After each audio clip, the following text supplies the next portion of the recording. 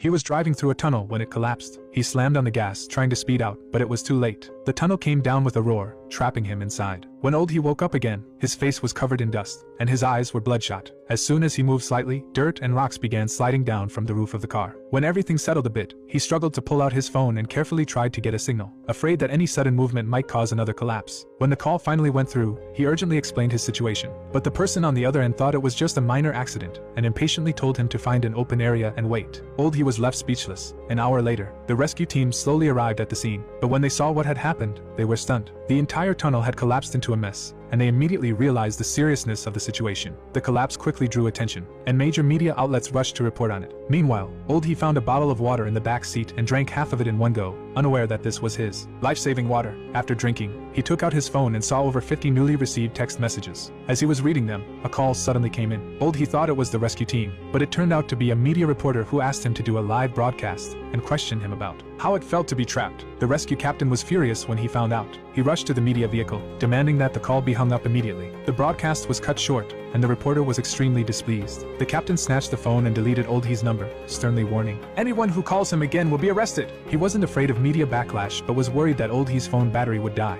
If the trapped person lost contact, his chances of survival would become even slimmer. Later, the captain personally contacted Old He and carefully asked about his condition. Old He calmly replied, there was a fan in front of him, surrounded by rocks. His phone still had 78% battery, and there was only one piece of cake and 2 bottles of water in the car. The captain estimated that these supplies could last him 7 days. He assured Old He, "We will get you out before the water runs out." He also instructed Old He to keep his phone turned off and only turn it on at noon each day to report his condition. On the first day, the rescue team outside sent numerous drones into the tunnel for reconnaissance, but the interior was filled with interference signals and minerals, causing all the drones to malfunction. Left with no choice, the captain drove in himself to assess the situation. Most of the tunnel had completely collapsed and was severely blocked. Just as the captain got out of the vehicle and shone a flashlight into a crevice in the rocks, a sudden honk startled him. He urgently stopped his team from honking again, as the echo and vibrations could easily trigger another collapse. At that moment, Old He called, saying he had heard the honking. The excited team members honked a few more times, and Old He confirmed he heard it again. This proved he was nearby. However, the repeated honking indeed caused a secondary collapse. A large rock hit the front of the vehicle, causing the rear to lift sharply. The captain quickly started the engine and reversed at high speed, narrowly escaping. The captain immediately called to check if Old He was safe. Fortunately, he had only swallowed some dust and was unharmed. During this call, Old He provided a crucial piece of information.